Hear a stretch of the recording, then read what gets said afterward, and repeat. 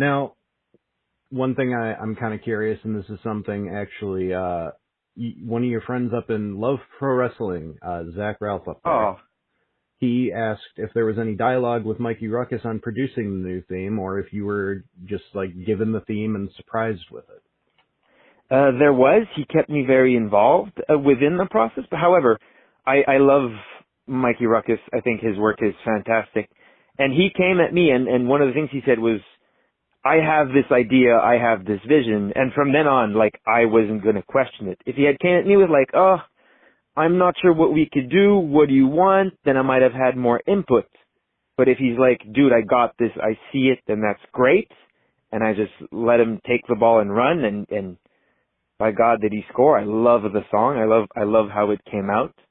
But I mean, that makes me feel very validated as a professional wrestler, and you know, for Speedball Mike Bailey as a brand, that someone can look at me and see, aha, I have a vision for this character and this personality.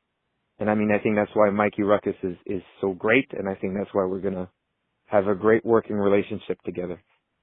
Yeah, he's very talented. He's a nice guy too. And now another question that I actually really loved was, if you could face any Canadian wrestler, past or present, in their prime, who would it be? Oh man, people, I get a lot of flack for this, right? And this is when I get very controversial. So I know you said no clickbait, but here's the clickbait. I think 2025 is the best year for professional wrestling in history. And I think, like, people, it's hard to not be nostalgic. And of course you have to give, like, Bret Hart his credit for what an innovator he was, and just how special he was as a performer. But I don't think there is or has ever been a Canadian pro wrestler as good as Kenny Omega. Okay. I'm sure, and I hope that there will be. You know, Yeah. 10 years from now we don't know him, or maybe they've just gotten started in professional wrestling, and you know, 20 years from now he will be outdone. But for now, it's Kenny Omega by leaps and bounds. And I mean, that's the nature of the business, right? Is there's always going to be somebody who comes along and one-ups the last guy.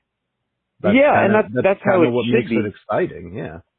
That's how I've built my career. I mean, my goal is to make it as far as I can, so that I can one day have someone that I trained surpass me, and that's a much bigger goal for me than making it far myself.